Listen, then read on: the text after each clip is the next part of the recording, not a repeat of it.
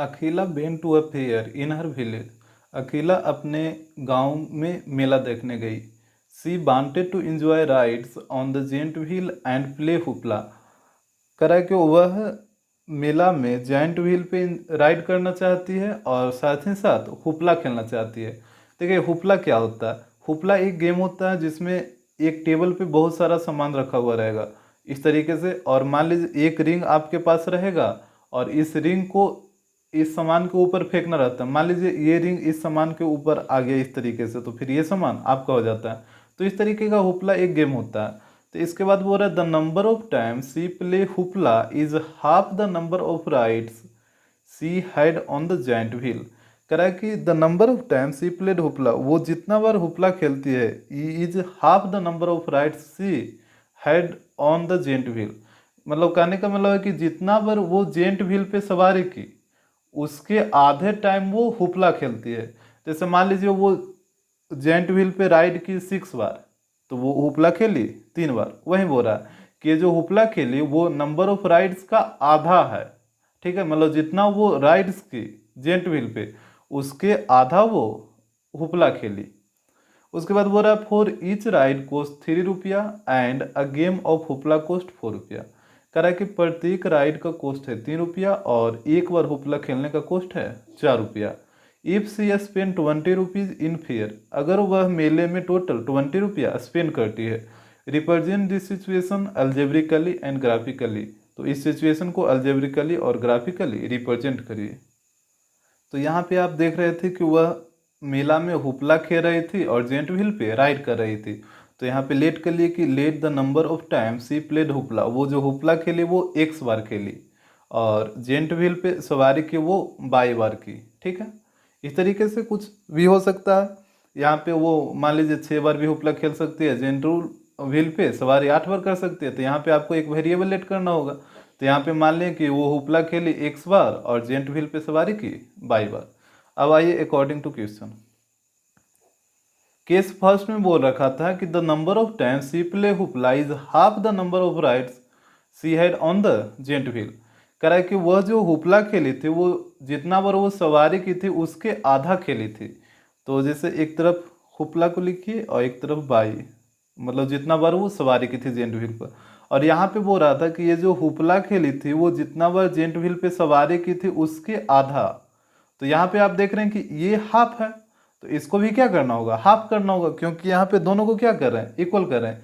एक बार फिर से समझिए, यहाँ पे बोल रहा था कि ये जितना बार ये जेंट व्हील पे सवारी की उसके आधा बार ये हुपला खेली थी। ठीक है, तो ये तो आधा बार हुपला खेली थी, डेट मीन्स ये तो क्वेश्चन वो रखा है कि ये हाफ है और आप दोनों को इक्वल करें तो इसको भी क्या करना होगा, हाफ करना होगा। तो ये हो जाएगा बाई अपॉन 2। यहाँ से क्रॉस मल्टीप्लीकेशन करिए तो ये हो जाएगा 2x इक्वल टू वाई। तो 2x minus y equal to 0। इसको मान लीजिए इक्वेशन 1। इसके बाद क्वेश्चन सेकंड केस देखिए। वह बोल रहा था कि मेला में टोटल 20 रुपया स्पेंड की और यहाँ पे प्रत्येक राइड का और प्रत्येक हुपला का कोस्ट दे रखा है। और यहाँ पे देखिए प्रत्येक राइड का कोस्ट है 3 रुपया और हुपला खेलने का कोस्ट है 4 रुपया। और यहाँ पे आप देख रहे हैं कि हुपला खेली थी x बार और एक बार खेलने का कोस्ट है 4 रुपया। तो x बार खेलेगी तो टोटल कोस्ट हो जाएगा इसका 4x। सिमिलरली राइड करने का एक बार राइड करने का कोस्ट है 3 रुपया और यहाँ टोटल राइड की है बार, तो ये हो जाएगा 3 और यहाँ पे टोटल उसका स्पेंड हुआ था 20 रुपया। तो 4x प्लस 3 इक्वल टू 20, ये हो जाएगा इक्वेशन सेकेंड। तो इस तरीके से आपको अलजेब्रिकली रिप्रेजेंट कर लेना है और इसके बाद ग्राफिकली। तो यहाँ पे दो इक्वेशन आया था, एक आया था 2x minus y equal to 0 और एक आया था 3 प्लस 4x इक्वल टू 20। तो सबसे पहले यहाँ पे आप क्या करिए, एक बॉक्स बना लीजिए और इसमें ऊपर में x आ जाएगा, नीचे में y।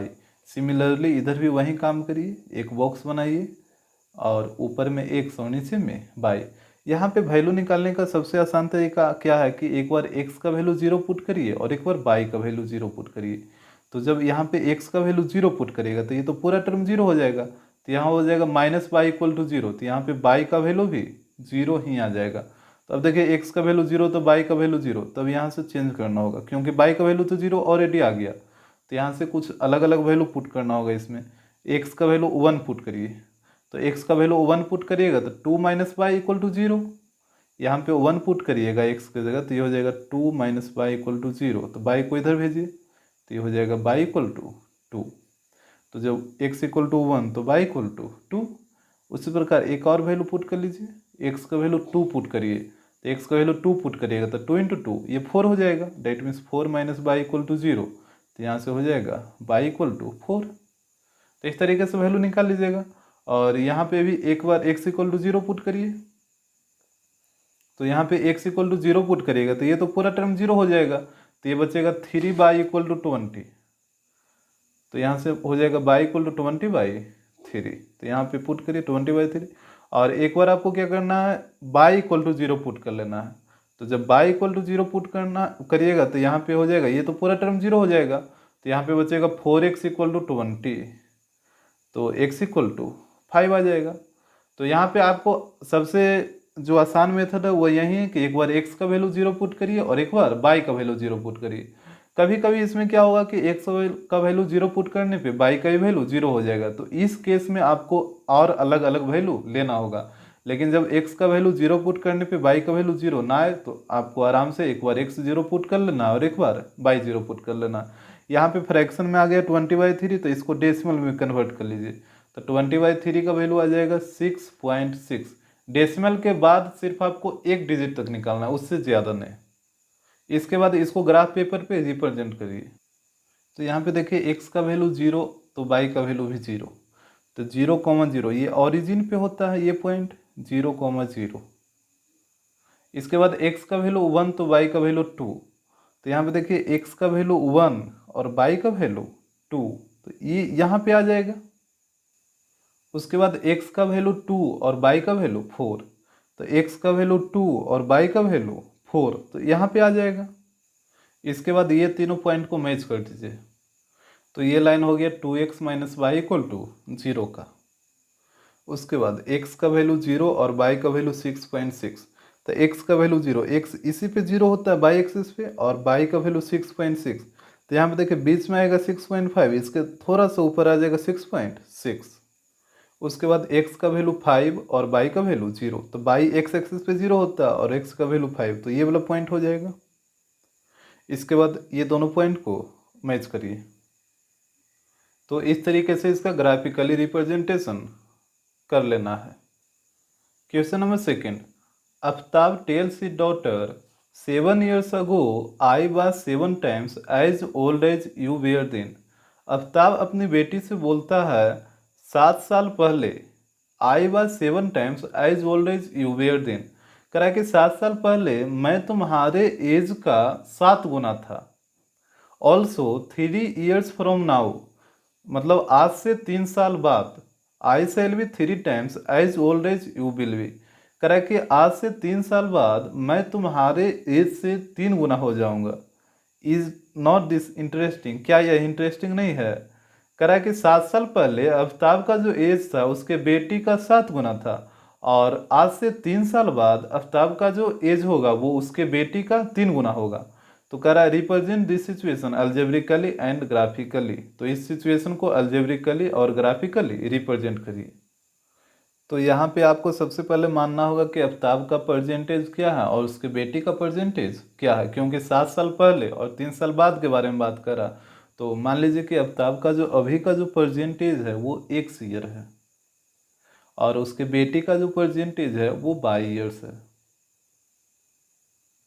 तो यहाँ से पहले 7 साल पहले का बात बोला है, 7 years ago। तो यहाँ से 7 years ago दोनों का एज पता करिए कितना कितना होगा। तो 7 साल पहले आफ्ताब का एज क्या हो जाएगा, उसके प्रेजेंट एज में से 7 माइनस कर लीजिए। जैसे हम आपसे पूछते हैं कि अभी आपका एज है 10 साल, तो 5 साल पहले आपका एज क्या होगा, तो 5 साल पहले आपका एज 5 साल होगा। तो 5 कैसा है, इससे 5 माइनस कर लीजिए। अगर पूछेगा कि अभी आपका एज 10 साल है तो 2 साल पहले आपका एज क्या होगा, तो अभी के एज से 2 साल क्या करना होगा, माइनस करना होगा। तो 2 साल पहले आपका एज था 8 ईयर्स। तो उसी प्रकार अभी आफ्ताब का एज है 1 ईयर्स। तो 7 साल पहले इसका एज क्या होगा, तो अभी जो प्रेजेंट एज है उसमें से 7 क्या करिए, माइनस कर लीजिए। तो ये हो जाएगा x माइनस 7 ईयर्स। सिमिलरली उसके बेटी का अभी प्रेजेंट एज है 22, तो 7 साल पहले उसका एज होगा 22 माइनस 7 ईयर्स। उसके प्रेजेंट एज में से 7 माइनस कर लीजिए। अब अकॉर्डिंग टू क्वेश्चन एक तरफ आफ्ताब के एज को लिखिए और एक तरफ उसके बेटी के एज को लिखिए। और यहाँ पे क्वेश्चन में क्या बोला था कि जो आफ्ताब का एज 7 साल पहले आफ्ताब का जो एज है वो उसके बेटी के एज का 7 गुना है। तो यहाँ पे बताइए ये 7 गुना है कि ये 7 गुना है। एक बार फिर से सुनिए, आफ्ताब का जो एज था वो उसके बेटी के एज का 7 गुना था, मतलब ये 7 गुना था ना आफ्ताब का एज। और आप यहाँ पे दोनों को क्या कर रहे हैं, इक्वल कर रहे हैं। तो जब ये 7 गुना है तो इसको भी क्या करना होगा, 7 गुना करना होगा। तो 7 गुना कैसे करिएगा, इधर 7 से मल्टीप्लाई करके। तो यहाँ पे कैलकुलेट करिए तो ये हो जाएगा x minus 7 equal to 7y-49। तो ये हो जाएगा x 7y को इधर लाइए तो x माइनस 7y, आप इधर 49 लाइए तो प्लस 49 हो जाएगा। तो ये घट के हो जाएगा प्लस 42 इक्वल टू 0। इसको मान लीजिए इक्वेशन 1। उसके बाद सेकेंड केस में बोला था 3 साल बाद, तो 3 साल बाद दोनों का एज निकालना होगा। तो 3 साल बाद आफ्ताब का एज हो जाएगा x प्लस 3, क्योंकि प्रेजेंट एज उसका 1 साल है। तो 3 साल बाद उसके प्रेजेंट एज में 3 ऐड कर दीजिए तो हो जाएगा x प्लस 3 ईयर्स। और उसके बेटी का एज हो जाएगा y प्लस 3। अब यहाँ पे चलिए एक तरफ x प्लस 3 को लिखिए और एक तरफ y प्लस 3 को लिखिए। और यहाँ पे क्वेश्चन में बोला था कि 3 साल के बाद आफ्ताब का जो एज है उसके बेटी के एज का 3 गुना हो जाएगा। तो ये आफ्ताब का एज 3 गुना हो जाएगा 3 साल के बाद, तो उसके बेटी के एज को भी क्या करना होगा, 3 गुना करना होगा। तो उसके बेटी के एज को 3 गुना करने के लिए इधर 3 से मल्टीप्लाई करना होगा। तो ये हो जाएगा x plus 3 equal to 3y plus 9। तो यहाँ पे y को इधर लाइए तो x माइनस 3y और 9 को इधर लाइए, या फिर ये 3 को उधर भेजिए तो ये हो जाएगा 9 माइनस 3 तो 6। ये हो जाएगा इक्वेशन सेकेंड। तो इस तरीके से ये अलजेब्रिकली रिप्रेजेंट हो गया। यहाँ पे 2 इक्वेशन आ गया। अब इसको ग्राफिकली रिप्रेजेंट करिए। तो यहाँ पे 2 इक्वेशन आया था, एक आया था x minus 7y equal to minus 42 और एक आया था x minus 3y equal to 6। तो सबसे पहले x और y का वैल्यू निकालिए। तो एक बार x का वैल्यू 0 पुट करिए। तो x का वैल्यू 0 पुट करिएगा तो ये तो पूरा 0 हो जाएगा। तो यहाँ पे बचेगा minus 7y equal to minus 42। तो ये माइनस माइनस प्लस और 7 से 6 बार में कटेगा तो y का वैल्यू 6 आ जाएगा। और एक बार y का वैल्यू 0 पुट करिए तो ये पूरा टर्म 0 हो जाएगा। तो ये आ जाएगा x equal to minus 42। Similarly यहाँ भी वही काम करिए, एक बार x का वैल्यू 0 पुट करिए। तो x 0 पुट करिएगा तो ये तो पूरा 0 हो जाएगा। तो ये बचेगा माइनस 3y इक्वल टू 6। तो यहाँ से हो जाएगा y इक्वल टू माइनस 2। तो एक वैल्यू आ जाएगा माइनस 2 और एक बार y का वैल्यू 0 लीजिए। तब y जब 0 लीजिएगा तो ये पूरा टर्म 0 हो जाएगा। तो ये आ जाएगा x इक्वल टू 6। तो इस तरीके से इसको वैल्यू निकाल लीजिएगा। इसके बाद इसको ग्राफ पेपर पे रिप्रेजेंट करिए। तो यहाँ पे x का वैल्यू 0 तो y का वैल्यू 6 आया था। तो यहाँ पे देखिए x का वैल्यू 0, ये बाई एक्सिस पे x 0 होगा और y का वैल्यू 6, तो 5 के ठीक ऊपर 6 आएगा यहाँ पे। उसके बाद x का वैल्यू माइनस 42 और y का वैल्यू 0। तो x का वैल्यू माइनस 42, तो यहाँ पे देखिए माइनस 42, यहाँ पे माइनस 40 है तो यहाँ पे आ जाएगा माइनस 42। इसके बाद ये दोनों पॉइंट को मैच करिए। इसके बाद सेकेंड केस में x का वैल्यू 0 और y का वैल्यू माइनस 2। तो x का वैल्यू 0, ये बाई एक्सिस पे x 0 होगा और y का वैल्यू माइनस 2, तो माइनस 2 यहाँ पे आ जाएगा ठीक नीचे। उसके बाद x का वैल्यू 6 और y का वैल्यू 0। तो x का वैल्यू देखिए यहाँ पे 5 है तो इसके ठीक बाद 6 आएगा। तो यहाँ पे आ जाएगा 6,0। इसके बाद इस पॉइंट को और इस पॉइंट को दोनों को मैच करिए। तो ये हो जाएगा x minus 3y equal to 6 का। यहाँ पे ध्यान दीजिए ये दोनों ग्राफ इंटरसेक्ट करेगा। यहाँ पे देखिए ये आगे जाके कहीं ना कहीं किसी पॉइंट पे ये मैच कर जाएगा तो इसका ग्राफ इंटरसेक्टिंग होगा। तो इस प्रकार से इसको ग्राफिकली रिप्रेजेंट कर लेना है। Question number 3, the path of a train A is given by the equation 3x plus 4y minus 12 equal to 0 and the path of the another train B is given by the equation 6x plus 8y minus 48 equal to 0. Represent this situation graphically. कह रहा है train का 2 पथ है, एक train ए का equation दे रखा है इतना और ट्रेन बी का इक्वेशन दे रखा है इतना। तो कह रहा है कि दोनों को ग्राफिकली रिप्रेजेंट करिए। तो यहाँ पे 2 इक्वेशन दे रखा था, एक 3x plus 4y equal to 12 और एक दे रखा था 6x plus 8y equal to 48। यहाँ पे -48 को इधर ले आए तो +48 हो गया है, और -12 को इधर ले आए तो +12 हो गया। यहाँ पे आप ध्यान दीजिए, यहाँ से कॉमन लीजिए, यहाँ से 2 कॉमन हो जाएगा, तो ये हो जाएगा 3x plus 4y equal to 48। तो ये हो जाएगा 3x plus 4y equal to 2 इधर आके डिवाइड में आ जाएगा तो 24 हो जाएगा। तो यहाँ पे x और y का वैल्यू निकालिए, तो एक बार x का वैल्यू 0 पुट करिए, तो जब x का वैल्यू 0 पुट करेगा तो ये तो पूरा टर्म 0 हो जाएगा, तो ये बचेगा 4y इक्वल टू 12, तो y इक्वल टू 3 आ जाएगा। और एक बार y का वैल्यू 0 पुट करिए, तो y का वैल्यू 0 पुट करेगा तो ये पूरा टर्म 0 हो जाएगा, तो ये बचेगा 3x इक्वल टू 12, तो x इक्वल टू 4 हो जाएगा। और यहाँ पे देखिए वही काम करिए, एक बार x इक्वल टू 0 पुट करिए, तो जब x इक्वल टू 0 पुट करेगा तो पूरा x वाला टर्म 0 हो जाएगा, तो ये बचेगा 4y इक्वल टू 24, तो ये बच जाएगा y इक्वल टू 6। और एक बार y इक्वल टू 0 पुट करिए, तो ये 4y वाला टर्म 0 हो जाएगा, तो बचेगा 3x इक्वल टू 24, तो x इक्वल टू 8। तो यहाँ पे देखिए x का वैल्यू 0 तो y का वैल्यू 3, तो x का वैल्यू 0 और y का वैल्यू 3, तो यहाँ पे आ जाएगा इस पॉइंट पे। उसके बाद x का वैल्यू 4 और y का वैल्यू 0, तो y x एक्सिस पे 0 होता है, तो x का वैल्यू 4 और y का वैल्यू 0, तो इस पॉइंट पे आ जाएगा। इसके बाद ये दोनों पॉइंट को मैच कर दीजिए, तो ये लाइन हो गया 3x plus 4y equal to 12 का। इसके बाद सेकंड केस में x का वैल्यू 0 तो y का वैल्यू 6, तो x का वैल्यू 0 और y का वैल्यू 6 यहाँ आएगा ऊपर में इस पॉइंट पे। उसके बाद x का वैल्यू 8 और y का वैल्यू 0, तो x का वैल्यू 8 यहाँ पे आ जाएगा 8,0। इसके बाद दोनों पॉइंट को मैच करिए, तो ये लाइन हो जाएगा 3x plus 4y equal to 24 का। तो यहाँ पे आप देख रहे हैं कि इसका जो ग्राफ है वो पैरेलल जा रहा है। Question number 4, Gloria is walking along the path joining -2,3 and 2,-2। कह रहा है कि ग्लोरिया जो वॉक करे वो इस ये दोनों कोऑर्डिनेट को जो लाइन मैच करा उसी पथ पे ये वॉक करे, एक है -2,3 और एक है 2,-2। while Suresh is walking along the path 0,5 and 4,0, जबकि सुरेश है जो ये दोनों पथ को जो लाइन मैच कर रहा है उस लाइन पे ये वॉक कर रहा। तो बोल रहा है कि रिप्रेजेंट दिस सिचुएशन ग्राफिकली, तो इस सिचुएशन को ग्राफिकली रिप्रेजेंट करिए। तो ग्लोरिया का पथ था -2,3 और 2,-2, तो यहाँ पे देखिए -2,3, तो -2 और 3, तो यहाँ पे आ जाएगा इस पॉइंट पे। और एक था 2,-2, डेट मीन्स x का वैल्यू 2 और y का वैल्यू -2, तो x का वैल्यू 2 और y का वैल्यू -2, तो यहाँ पे आ जाएगा इस पॉइंट पे। यहाँ से क्या करिए कि दोनों पॉइंट को पहले मैच करिए। तो यहाँ आप देख रहे हैं कि ग्लोरिया इसी पथ पे वॉक कर रही थी, -2,3 और 2,-2 से जो पथ बना इसी पथ पे ग्लोरिया वॉक कर रही थी। और जबकि सुरेश का जो पथ था वो था 0,5 और 4,0, तो 0,5, तो x का वैल्यू 0 और y का वैल्यू 5, तो इस वाले पॉइंट पे आ जाएगा। और एक था 4,0, तो x का वैल्यू 4 और y का वैल्यू 0, तो यहाँ पे आ जाएगा। इसके बाद इस पॉइंट को और इस पॉइंट को दोनों को मैच कर दीजिए। तो इस प्रकार से आप देख रहे हैं कि ये सुरेश का पथ हो जाएगा और ये ग्लोरिया का पथ हो जाएगा।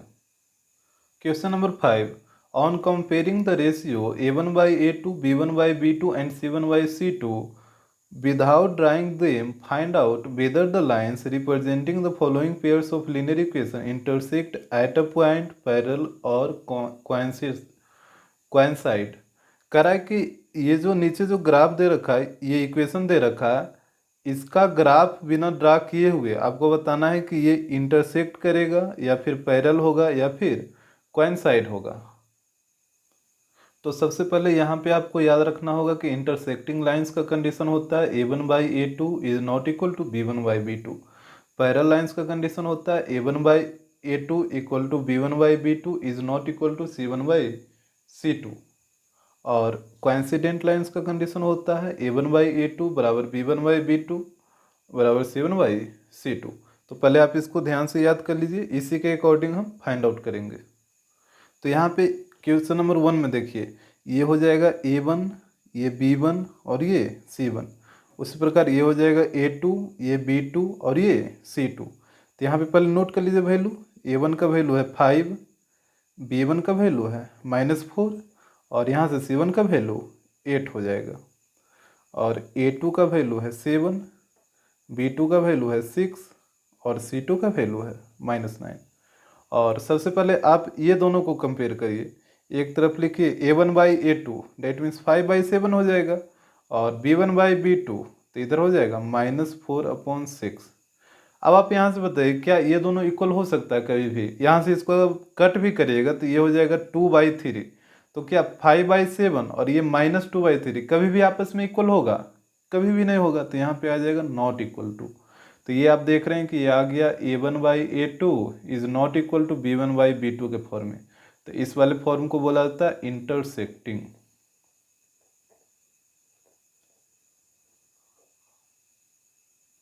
क्वेश्चन नंबर सेकेंड, यहाँ भी सबसे पहले आप A1 B1 C1 और A2 B2 C2 का वैल्यू नोट करिए। तो A1 का वैल्यू हो जाएगा 9, B1 का 3 और C1 का 12 और A2 का हो जाएगा 18, B2 का 6 और C2 का 24। उसके बाद इसको कंपेयर करिए, पहले A1/A2 लिखिए तो ये हो जाएगा 9/18। उसके बाद B1/B2 लिखिए तो ये हो जाएगा 3/6। पहले देखिए क्या ये दोनों इक्वल है या नहीं है। इसको कट करिएगा तो 1/2 आ जाएगा और इसको भी कट करिएगा तो ये भी 1/2 हो जाएगा। डेट मीन्स ये दोनों क्या है? इक्वल है। यहाँ पे इक्वल टू का साइन दीजिए। उसके बाद लिखिए 12/24। इसको भी कट करिएगा तो 12 से 2 बार में कटेगा 1/2 आ जाएगा। डेट मीन्स ये भी क्या हो जाएगा? आपस में इक्वल हो जाएगा। यहाँ पे इसको कट करके लिखिए, ये 2 बार में कटेगा, ये भी 2 बार में और ये भी 2 बार में। तो ये हो जाएगा 1/2 इक्वल टू 1/2 इक्वल टू 1/2। तो यहाँ पे आप देख रहे हैं ये हो गया A1/A2 equal to B1/B2 equal to C1/C2 के फॉर्म में। इस वाले फॉर्म में बोला जाता है कोइंसिडेंट। क्वेश्चन नंबर 3, यहाँ भी सबसे पहले A1 B1 C1 और A2 B2 C2 का वैल्यू नोट करिए। तो A1 का वैल्यू 6, B1 का वैल्यू -3 और C1 का वैल्यू 10। उसी प्रकार A2 का वैल्यू 2 हो जाएगा, B2 का वैल्यू -1, यहाँ पे -5 डेट मीन्स -1 और C2 का वैल्यू 9 हो जाएगा। तो यहाँ पे पहले लिखिए A1/A2 तो ये 6/2, B1/B2 तो -3/-1 और C1/C2 को भी लिख दीजिए तो ये हो जाएगा 10/9। कटता है उसको काटिए तो ये कटेगा 2 से 3 बार में, ये माइनस इंटू माइनस प्लस हो जाएगा और यहाँ पे देख रहे हैं ये नहीं कट आउट होगा तो ये हो जाएगा 3 और यहाँ पे भी 3 और यहाँ पे आ जाएगा 10/9। तो यहाँ पे आप देख रहे हैं ये दोनों तो आपस में इक्वल है बट ये आपस में इक्वल नहीं है। तो यहाँ पे भी वहीं से मूल डाल दीजिए। तो ये आप देख रहे हैं कि फर्स्ट दो टर्म इक्वल है। That means A1/A2 equal to B1/B2 is not equal to C1/C2। और इस वाले कंडीशन में जो लाइंस होता है वो पैरेलल होता है। Question number 6, given the linear equation 2x + 3y - 8 = 0, right another linear equation in two variables such that the geometrical representation of the pairs of form is, first में बोल रहा है इंटरसेक्टिंग लाइन, सेकेंड बोल रहा है parallel lines और third में बोल रहा है कोइंसिडेंट लाइंस। तो यहाँ पे क्या बोला है कि एक इक्वेशन आपको दे रखा है और बोला है कि इसी के अकॉर्डिंग एक इक्वेशन और लिखना है ताकि दोनों इक्वेशन को जब कंपेयर किया जाए तो वहाँ पे इंटरसेक्टिंग लाइंस बनना चाहिए। उसी प्रकार इसके अकॉर्डिंग एक और इक्वेशन लिखना है और उसमें पैरेलल लाइन होना चाहिए। और इसी प्रकार इसके अकॉर्डिंग एक और इक्वेशन लिखिए जिसमें कोइंसिडेंट लाइन होना चाहिए। तो देखिए इसको कैसे लिखा जाएगा। तो यहाँ पे ये लाइन का इक्वेशन, एक लाइन का इक्वेशन दे रखा था, बोला था इसके अकॉर्डिंग एक आपको इंटरसेक्टिंग लाइन का इक्वेशन लिखना है। तो आपको पता है इंटरसेक्टिंग का कंडीशन होता है A1/A2 is not equal to B1/B2। ठीक है, A1/A2 का वैल्यू इक्वल नहीं होना चाहिए B1/B2 के वैल्यू का।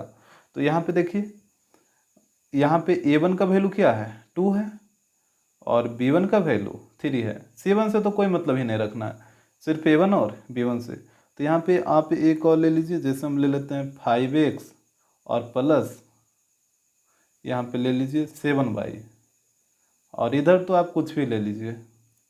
अब यहाँ से देखिए ये हो जाएगा आपका A2 और ये हो जाएगा B2। अब इसको आप कंपेयर करिए तो A1/A2 तो ये हो जाएगा 2/5 और B1/B2 तो ये हो जाएगा 3/7। अब ये बताइए ये दोनों कभी भी इक्वल होगा? कभी नहीं होगा। तो ये हो गया इंटरसेक्टिंग लाइंस का इक्वेशन। आप बहुत सारा लिख सकते हैं, जैसे एक और लिखते हैं, जैसे आप ले लीजिए 3x और प्लस 2y ले लेते हैं। इधर तो आप कुछ भी ले लीजिए, -1 ले लेते हैं या +1 ले लीजिए इक्वल टू 0। अब यहाँ पे देखिए ये हो जाएगा b1, ये हो जाएगा b1 नहीं, ये हो जाएगा a2 b2 और ये c2, a2 b2 और ये c2। तो यहाँ पे देखिए a1 का वैल्यू 2 और a2 का वैल्यू 3, तो a1/a2 हो जाएगा 2/3। और सिमिलरली b1 का वैल्यू 3 और b2 का वैल्यू 2, तो ये b1/b2 हो जाएगा 3/2, तो ये हो जाएगा 3/2। अब बताइए ये दोनों कभी भी इक्वल होगा? कभी भी नहीं होगा। तो ये भी क्या हो जाएगा? इंटरसेक्टिंग लाइंस का इक्वेशन हो जाएगा। तो यहाँ पे बोला था इंटरसेक्टिंग लाइंस का इक्वेशन, तो आप कुछ भी लिख लीजिए एक। तो यहाँ पे हम लिख लेते हैं एक 7x - 2y + 1 = 0। यहाँ पे एक ही लिखना है, आप चाहे तो बहुत सारे बना सकते हैं। सेकंड में पैरेलल लाइंस का इक्वेशन लिखना है। तो यहाँ पे ये इक्वेशन दे रखा था, इसी के अकॉर्डिंग पैरेलल लाइन का इक्वेशन लिखना। तो ये हो जाएगा a1 b1 और ये हो जाएगा c1।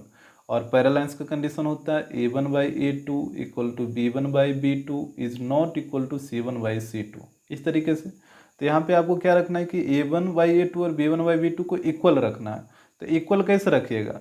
जैसे कहने का मतलब या तो सेम चीज़ ले लीजिए तब इक्वल आएगा, या फिर इसको डबल करके ले लीजिए। डबल करने का मतलब है कि जैसे पहले सेम ले लीजिए आप, तो इसको भी ले लीजिए 2x + 3y, और c1/c2 इक्वल नहीं होना चाहिए, तो यहाँ पे इसको डिफरेंट बनाइए, -7 कर देते हैं इक्वल टू 0। अब ये देखिए ये हो जाएगा a2, ये हो जाएगा b2 और ये हो जाएगा c2। अब यहाँ पे कंपेयर करिए a1/a2, तो ये हो जाएगा 2/2, और यहाँ पे इक्वल टू b1/b2, तो ये हो जाएगा 3/3। और इधर c1/c2 को कंपेयर करिएगा तो ये हो जाएगा -8/-7, तो माइनस माइनस तो प्लस हो जाएगा। अब बताइए 2/2 ये कट के क्या हो जाएगा? 1 आएगा, और 3/3 ये भी कट के 1 आएगा। तो ये दोनों तो इक्वल है, बट 1 कभी भी इसके इक्वल होगा 8/7 का? कभी भी नहीं होगा। तो ये क्या हो जाएगा? पैरेलल लाइंस का हो जाएगा इक्वेशन। या फिर इसको आप दूसरे तरीका से कैसे करिएगा कि इसको डबल ले लीजिए। तो 2x का डबल क्या होगा? 4x। 3y को भी डबल करिए तो ये हो जाएगा 6y। और इधर वाला तो आपको डिफरेंट लेना है, इधर डबल नहीं लेना है, इधर डिफरेंट लेना है। तो इधर ले लीजिए -3 ले लेते हैं इक्वल टू 0। तो यहाँ पे ये हो जाएगा आपका a2, ये b2 और ये c2। कंपेयर करिए a1/a2 तो 2/4, और b1/b2 तो ये हो जाएगा 3/6। उसके बाद c1/c2 तो ये हो जाएगा -8/-3, -8/-3। यहाँ पे देखिए ये 2/4 मतलब 1/2, और 3/6 का मतलब 1/2। तो ये दोनों तो इक्वल है, बट ये कभी भी आपस में इक्वल नहीं होगा। यहाँ पे -3 है। तो यहाँ पे आप देख रहे हैं कि a1/a2 बराबर b1/b2 है, is not equal to c1/c2 है। तो इस तरीके से आप पैरेलल लाइंस का बहुत सारा इक्वेशन बना सकते हैं। तो यहाँ पे भी वो रखा था, एक कोई भी अपने मन से ले लीजिए। जैसे इसको हम ट्रिपल कर देते हैं 3 गुना, तो ये हो जाएगा 6x, और ये हो जाएगा 9y, और इधर आपको डिफरेंट लेना है तो -7 ले लीजिए इक्वल टू 0। तो इस तरीके से आप कर लीजिएगा। ट्रिपल लीजिए, डबल लीजिए, या 4 गुना 5 गुना कुछ भी करिए, सिर्फ ये फर्स्ट वाले दोनों को करना है। अब जैसे 2 गुना करिए, 3 गुना करिए, या 4 गुना करिए, और लास्ट वाला को कुछ डिफरेंट नंबर ले लीजिए। उसके बाद क्वेश्चन नंबर 3, इसमें बोला कोइंसिडेंट लाइंस का इक्वेशन लिखना है। तो आपको पता है कोइंसिडेंट लाइंस का कंडीशन होता है a1/a2 = b1/b2 = c1/c2। तो इसमें क्या करना है, आपको कुछ दिमाग नहीं लगाना है, सीधे डबल कर दीजिए सबको। तो हो जाएगा 4x + 6y - 16 = 0। अब आप कंपेयर करिए तो हो जाएगा 2/4, इधर हो जाएगा 3/6, इधर हो जाएगा -8/-16, ये माइनस माइनस प्लस हो जाएगा। अब यहाँ पे देखिए 2/4 का मतलब 1/2, 3/6 का मतलब ये 1/2, और 8/16 इसका मतलब ये 1/2। डेट मीन्स ये तीनों आपस में क्या है? इक्वल है। यहाँ पे 2 गुना किए थे, आप चाहिए तो 3 गुना भी कर सकते हैं। इसको 3 गुना कर दिए तो हो जाएगा 6x + 9y, -24 = 0। तो ये भी कोइंसिडेंट लाइन्स होगा, ये भी कोइंसिडेंट लाइन होगा। तो आप कुछ भी कर सकते हैं, 4 गुना भी कर सकते हैं, 5 गुना, 6 गुना, जो मैंने जो कर दीजिए। Question number 7, the cost of 2 kg of apples and 1 kg of grapes on a day was found to be 160 rupees. कह रहा है किसी दिन 2 kg एप्पल और 1 kg ग्रेप का जो कॉस्ट था वो था 160 रुपया। आफ्टर अ मंथ, एक महीने बाद, the cost of 4 kg of apples and 2 kg of grapes is 300। कह रहा है एक महीने बाद 4 kg एप्पल और 2 kg ग्रेप का कॉस्ट है 300 रुपया। तो represent this situation algebraically and geometrically. तो कह रहा है इस सिचुएशन को अल्जेब्रिकली और ज्योमेट्रिकली रिप्रेजेंट करिए। यहाँ पे ज्योमेट्रिकली का मतलब ग्राफिकली ही होगा, ठीक है। तो यहाँ पे सबसे पहले आप लेट करिए कि 1 kg कोस एप्पल का कीमत क्या होगा और 1 kg ग्रेप का कीमत क्या होगा। तो यहाँ पे हम लेट कर लेते हैं कि 1 kg एप्पल का कॉस्ट है 100 रुपया और 1 kg ग्रेप का कॉस्ट है 22 रुपया। और यहाँ पे देखिए किसी दिन 2 kg एप्पल और 1 kg ग्रेप का कॉस्ट था 160 रुपया। तो अब आप बताइए, यहाँ से लिखिए according to question, 1 kg apple का कॉस्ट है 100 रुपया, तो 2 kg एप्पल का कॉस्ट कितना हो जाएगा, 2x हो जाएगा, प्लस और 1 kg ग्रेप का कॉस्ट 22 रुपया हो जाएगा, इक्वल टू 160। ये हो जाएगा इक्वेशन 1। फिर बोला था एक महीने बाद 4 kg एप्पल और 2 kg ग्रेप, तो 4 kg एप्पल का कॉस्ट हो जाएगा 4x हो जाएगा और 2 kg ग्रेप का कॉस्ट हो जाएगा 2y। तो ये हो जाएगा 4x प्लस 2y और टोटल कॉस्ट आया था 300 रुपीज़। यहाँ से 2 कॉमन लीजिए तो ये हो जाएगा 2x plus y equal to 300। तो ये हो जाएगा 2x plus y equal to 150। तो ये हो जाएगा इक्वेशन सेकेंड। तो इस तरीके से आपको ग्राफिकली रिप्रेजेंट कर लेना है और इसके बाद इसको ज्योमेट्रिकली। तो यहाँ पे 2 इक्वेशन आया था, एक आया था 2x plus Y equal to 160 और एक आया था 2x plus Y equal to 150। तो सबसे पहले x और y का वैल्यू निकालिए। तो एक बार x इक्वल टू 0 पुट करिए और एक बार y इक्वल टू 0 पुट करिए। तो जब आप x इक्वल टू 0 पुट करिएगा तो ये तो पूरा टर्म 0 हो जाएगा, तो ये बचेगा y इक्वल टू 160। और जब y इक्वल टू 0 पुट करिएगा तो ये हो जाएगा 2x इक्वल टू 160। तो यहाँ से x का वैल्यू निकालिए, 80 बार में कटेगा तो x का वैल्यू आ जाएगा 80। सिमिलरली यहाँ भी वही काम करिए, एक बार x का वैल्यू 0 पुट करिए, एक बार y का वैल्यू 0 पुट करिए। तो जब आप x का वैल्यू 0 पुट करिएगा तो ये तो पूरा टर्म 0, तो y का वैल्यू आ जाएगा 150। और जब y का वैल्यू 0 पुट करिएगा तो ये हो जाएगा 2x इक्वल टू 150। तो x इक्वल टू आ जाएगा 75।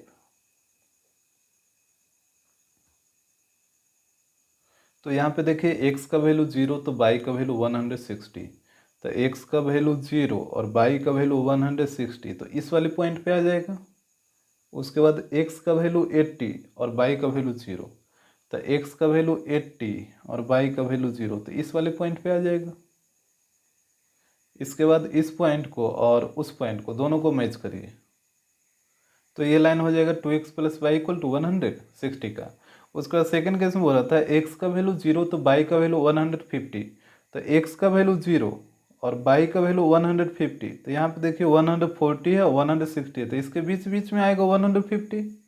उसके बाद x का वैल्यू 75 और y का वैल्यू 0, तो x का वैल्यू 75, तो यहाँ पे देखिए 60 है और 80 है, तो बीच में आएगा 70, इसके थोड़ा सा इधर आ जाएगा 75। इसके बाद ये दोनों लाइन को मैच करिए। तो यहाँ पे आप देख रहे हैं ये नीचे वाला जो लाइन है ये हो जाएगा 2x plus Y equal to 150 का, और ये जो ऊपर वाला लाइन है वो हो जाएगा 2x plus Y equal to 160 का। तो इस तरीके से आपको ग्राफिकली रिप्रेजेंटेशन कर लेना।